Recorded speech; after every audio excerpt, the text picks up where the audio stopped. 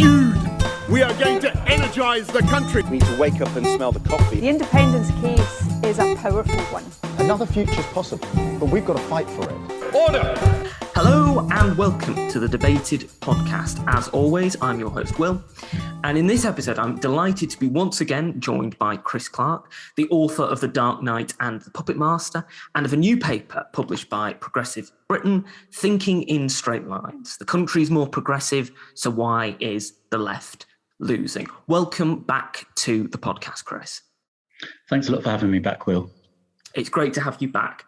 The first question that I'd like to ask is, what made you decide to write this paper for Progressive Britain? Well, it came about in several stages, really. But the key point was after the last round of local elections. We're obviously recording this podcast on the eve of the 2022 local elections. But in a year ago, we had the Hartlepool by-election loss and a kind of a continuation of some of that polarisation that we'd seen over the past few years. And there was quite a bit of debate online about what was driving that polarisation. Yeah. So it started really with that question, why is the country becoming more politically polarised, if you like? We were discussing just before a little bit earlier that there's many more seats with 20,000 majorities for Labour, but also 20,000 majorities for the Conservatives, for example. So the country is polarising in a political sense, but my general sense is that all parts of the country are generally moving in a kind of left liberal direction, potentially at different speeds, potentially from different bases. But there isn't a story of people going in two different ways in terms of their values. That's my sense based on all the polling evidence I've seen and based on my anecdotal experiences as well. When you speak to people who are more sort of socially conservative or who are more kind of Tory leaning, it's not that there's massive values differences, yet there is this big polarisation difference. So I wanted to try and get to the bottom of that, really. Mm-hmm, yeah. And one of the things that I think is interesting that you touch upon in the introduction is when you use an anecdote from 2015 when you were in South Thanet, and you recall a conversation that you had with someone who was a potential Labour voter who was there at an event to see Ross Kemp, who was there canvassing for Labour, who was trying to get support for Labour in that election. And you say in that anecdote that you were trying to refer to an area as a poor area, but that you got sort of a bit scrambled in how you wanted to get it out. And in the end, you made a remark saying that it may or may not be less affluent than other areas. And you use that as an example of how politics, particularly the politics of many on the left, has become a lot less direct and attempted to qualify what is meant by particular words and particular statements. Do you think that this is something that has perhaps not just come about in years subsequent to the 2010 election because of perhaps a further shift leftwards for the Labour Party, but is also due to the rise of communication online? Because quite often when you're speaking to someone online about a particular topic, it's difficult often to be quite as direct as you like to be, because you have to sort of like make your point as unambiguous as possible for fear of someone either deliberately or undeliberately misinterpreting what you're saying. That's a really interesting angle to it, actually.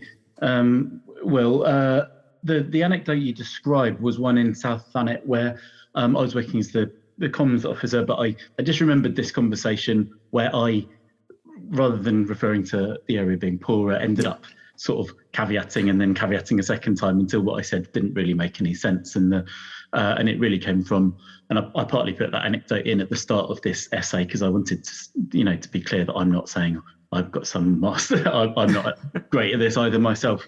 Yeah. But you do sometimes feel that the kind of the liberal left are sort of frightened to just talk directly sometimes, and I was guilty of that on this occasion that I mentioned.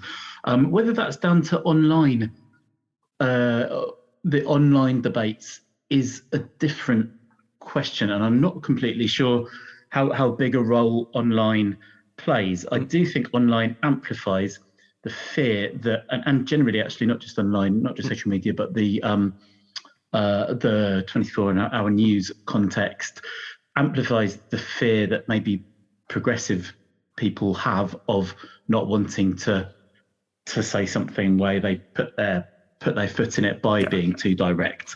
So whether that's the source of the problem, I'm not sure, but I think it exacerbates the problem, because my being a kind of sort of liberal left progressive sort of person, or liking to think of myself in that way, part of my fear of saying this area it's a poorer area, which it was that I was kind of frightened of appearing to imply that its poverty was of its own making, or that that was somehow, or that I was stigmatizing or talking the area down, which I think is a consideration that is quite a well-meaning consideration, you might say, but also completely created a barrier between myself and a voter at a community centre who probably would have had quite similar values to me on a lot of big questions. So, my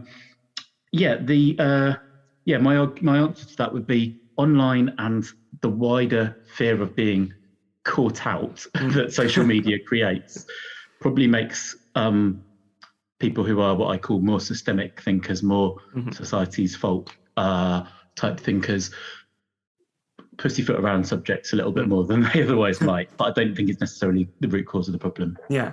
And on that point, one of the things that is central to your argument in the essay is the distinction between direct and, as you said there, systemic reasoners, systemic thinkers in terms of arguments and logic.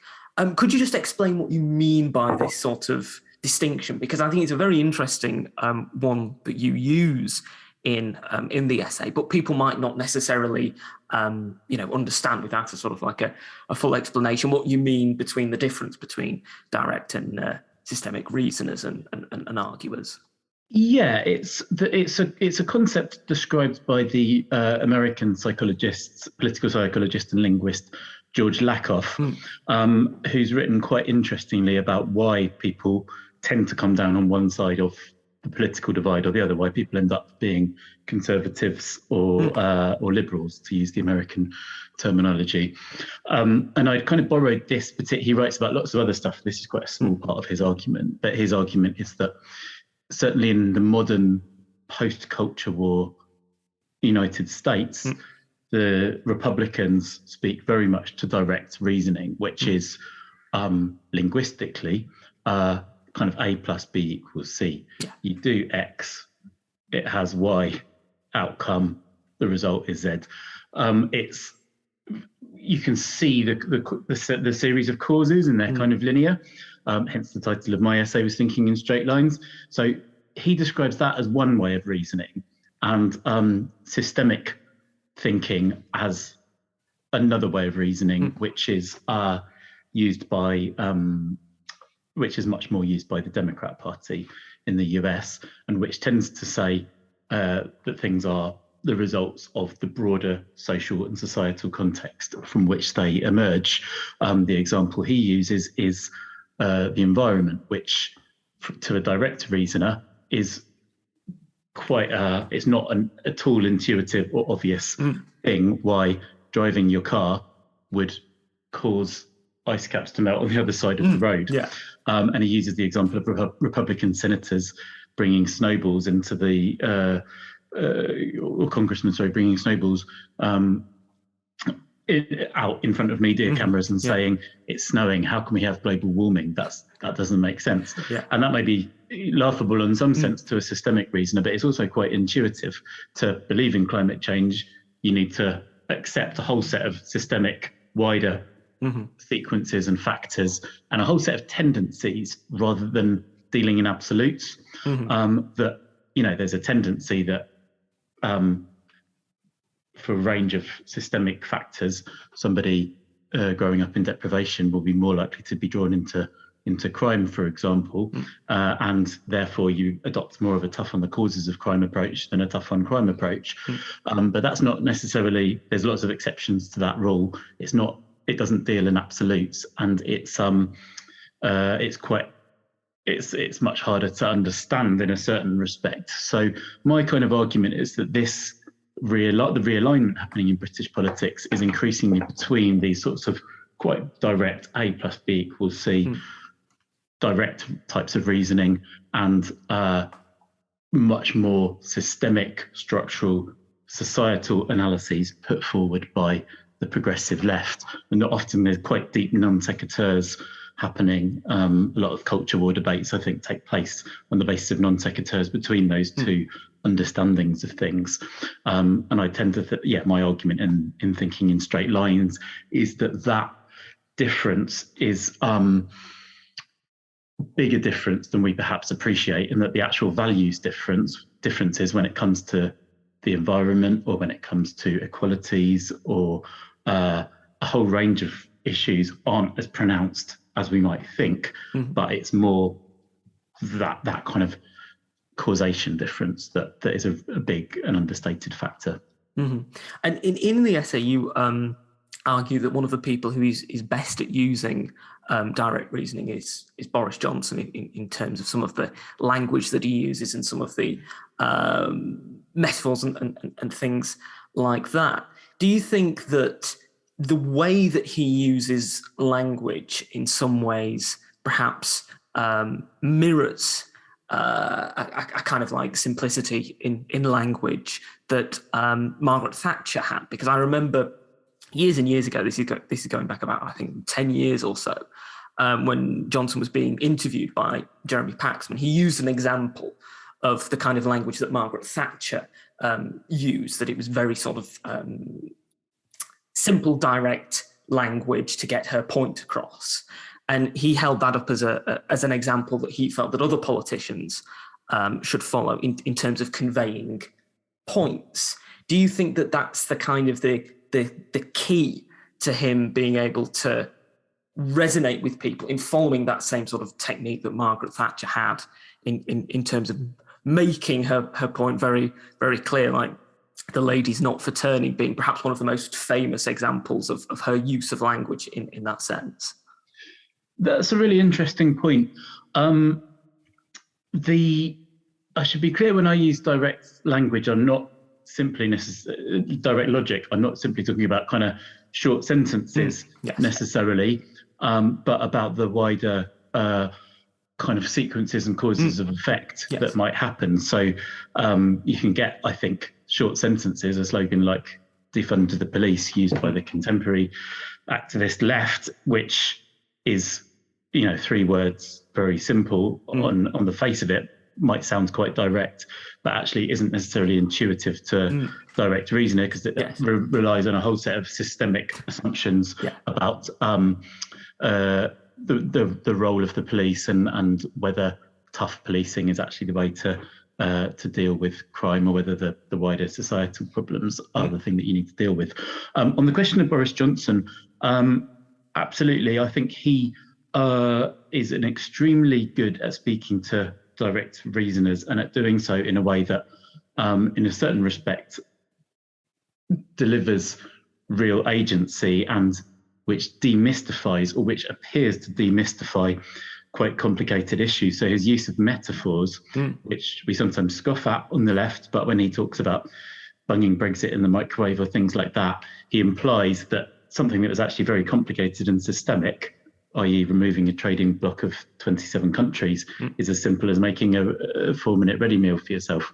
And that is, on one level, that's very irresponsible, and I have very low opinion of Boris Johnson, because I think he's highly responsible in the way he does some of these things, and the way that but we also need, and that use of metaphors is an interesting parallel with Margaret Thatcher, when she would talk about the national finances, very much using the narratives of the housewife looking at what's in the cupboard in the kitchen, sort of a thing, bringing complicated issues and implying that they follow the same logic as much more simple, direct A plus B equals C things.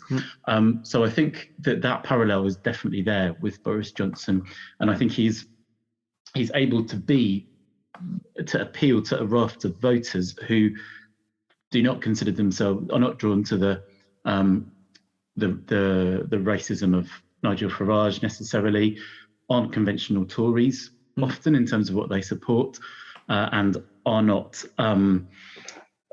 would often even consider themselves relatively socially liberal and progressive in terms of their basic views about gender equality, things like this, but who are drawn to his willingness to kind of call a spade, to dismiss complex ideas as hogwash or guff or bunk or whatever.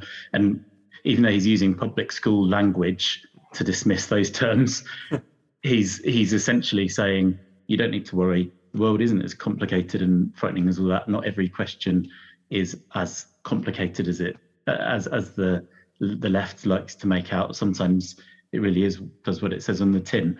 And I think that is an important thing to understand about his appeal and the agency that his appeal brings, even though his star has very much fallen since Partygate.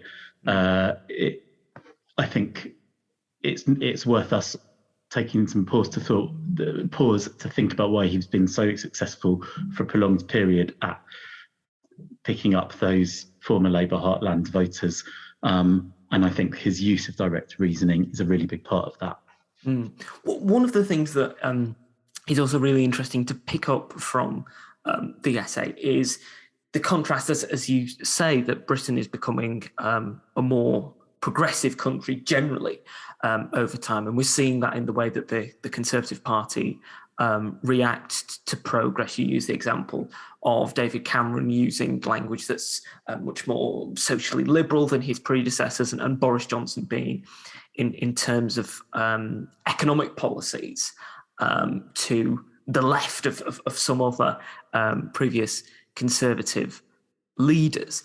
Do you think then that this is something that perhaps is a way in which the Conservative Party can continue to renew itself? Because in the past decade and a bit, in the past 12 or 13 years that we've had a Conservative government, we've seen three Conservative prime ministers, and in each instance, we have seen a certain renewal once they have become leader of the party.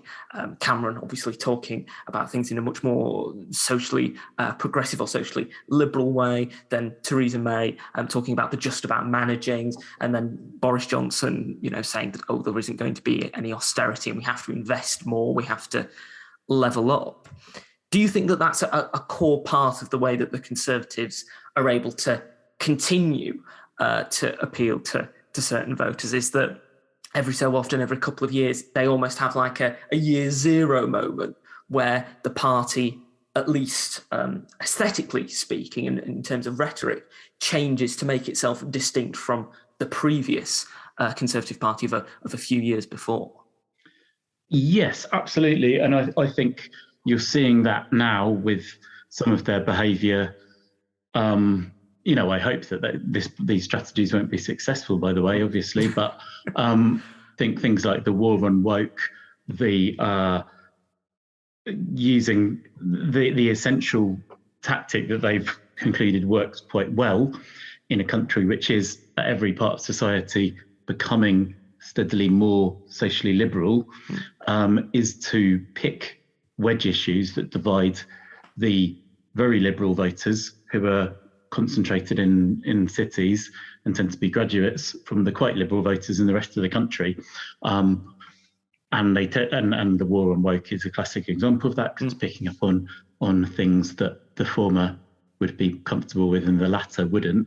And Brexit actually was a good example. A lot of people, I think, who voted for Brexit weren't voting for a really kind of right-wing socially conservative vision of Britain, but they were voting for a kind of simpler version, and it wasn't as, I don't think it was as direct, as clearly a massive values divide as people sometimes think. So I think that they've decided that that's a successful strategy. And you're completely right. It would be basically unsayable to say even some of the things that were being said by Conservative politicians in the 1980s or early 1990s, not just on social issues actually, but even I think the kind of on your bike rhetoric of Norman Tebbit, I don't think would play very well with anyone or with large numbers of people now, because those really, really right-wing economic arguments, I think, have also been dismissed in quite large part. So the fact that I think a big part of what's changed is that you can have a phenomenon where all parts of the country are moving in a more socially liberal, more socially progressive direction, whilst at the same time, the gap between those who are most socially liberal and those who are least socially liberal is growing because of increasing levels of graduate education, the concentration of the most liberal in urban hubs where they talk to one another and become more liberal at a faster speed, if you like. Yeah. These things, I think, are so there's a wider and wider gap to exploit between the very liberal and the quite liberal, if you want to put it that way. And I think elements of the Conservative strategy, I'm not going to say all of it, because I know that there's probably lots of different schools of thought on the right, but is that there is mileage to be had in finding positions within that growing space between the very liberal and the quite liberal, and trying to exploit them for electoral purposes. We've talked quite a bit about the Conservative Party, but I'd like to move on to talking about Labour, because, of course, only a few days ago, we had the 25th anniversary of the 1997 general election victory, Tony Blair becoming Prime Minister for the first time. And it's an issue that we've talked about quite a bit before. But in light of the essay and in light of the example that you use in terms of the distinction between a direct reasoner and a systemic reasoner, the example of crime, tough on crime, tough on the causes of crime, where do you think Tony Blair fits in terms of the differences between a direct reasoner and a systemic reasoner? Or do you think that he, as he does in quite a lot of other things politically, fits somewhere in the middle in terms of utilising elements of both, in terms of rhetoric, particularly thinking back to 97? Yeah, that's a very interesting question. And I think Tony Blair's approach was actually one of the most interesting things in his book, A Journey, which I quote in the essay, is when he was looking for a head of communications, and he's looking at several options, but he settles upon Alistair Campbell because he says, I really wanted a tabloid person. It needs to be a tabloid person. And I think that gets to the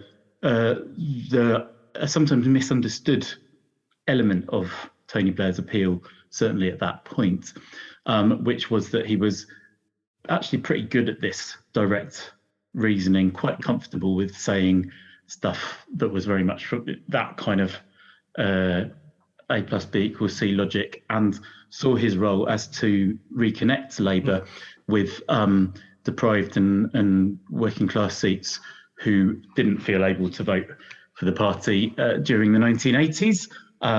He's often seen as the person who made Labour more middle class, which he arguably did. But he, a big part of it was that he was quite comfortable with that tabloid rhetoric, and was not a pun. And he's now seen as a sort of international globe-trotting person who is detached from that. But certainly, I think his pitch was absolutely, I mean, as you say, tough on crime and tough on the causes of crime is a kind of almost too perfect fusion of direct and systemic thinking. And it was about saying both are welcome within the Labour tent.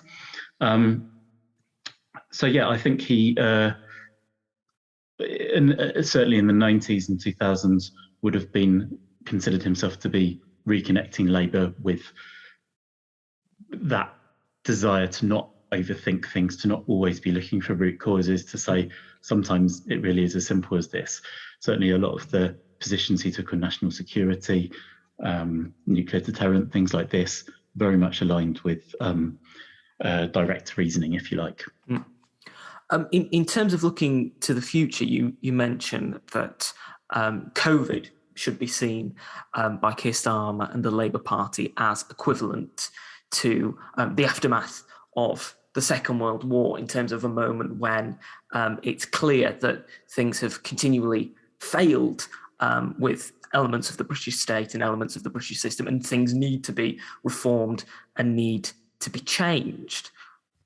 How do you think that would be best articulated in terms of either making a clear slogan or making a clear point that you think people would be able to connect with? Because I think it's quite interesting when you look at certain elements of direct speaking and direct logic. Quite often, though, as you said, it doesn't always mean short and snappy sentences. Quite often it does mean short and snappy sentences, which can be used really rather effectively as slogans and can be used as a sort of like talking point. How do you think he would be able to get that message down into a few words or into a general slogan that people would be able to understand and be able to use and convince other people to vote for Labour? The point I make in the essay is that there is now a time, I think, a period to rebuild. The parallels with the Second World War and with the desire to rebuild after that have been made before. And I'm not going to stick my head above the parapet and suggest a sort of 3-word take back control type slogan that's going to make that happen. And I do think we should bear in mind that systemic arguments are generally harder to make than direct arguments, which is one of the reasons, and in my view, an understated reason why life is generally harder for progressives than for conservatives, is because saying, let's take a step back, let's look at the wider factors that have led this person to commit this crime, or which have led this person to seek asylum, are harder to make and often more complicated than the more simple, straightforward arguments put forward in a very direct way sometimes. So I wouldn't say that there's a perfect systemic soundbite that can match the perfectness of the kind of direct soundbite fights favoured by the likes of Dominic Cummings.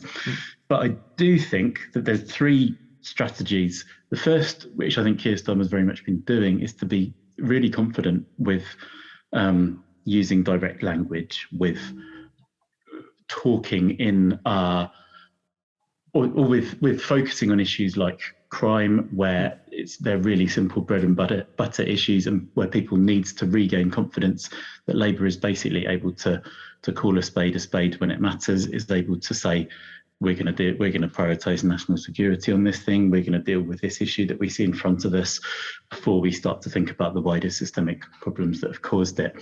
So I think the first thing is that Labour has to be really clear about that it's comfortable using direct thinking and logic when it matters, and that it doesn't see direct thinking as always in opposition to systemic thinking. You can make a systemic argument about the need to borrow more, to invest in the economy, whilst accepting that there is no matter how Keynesian an argument you make, there is a bottom line that the money will run out at some point, and you can kind of those 2 things aren't necessarily at odds with one another. Similarly, you can support a much more liberal penal system, prison system, policing, which looks at the wider societal factors, looks at rehabilitation, whilst understanding there are direct arguments for public safety, which at certain moments you have to take very seriously. So I think that first thing of appreciating the value of direct thinking, Keir Starmer's done very well.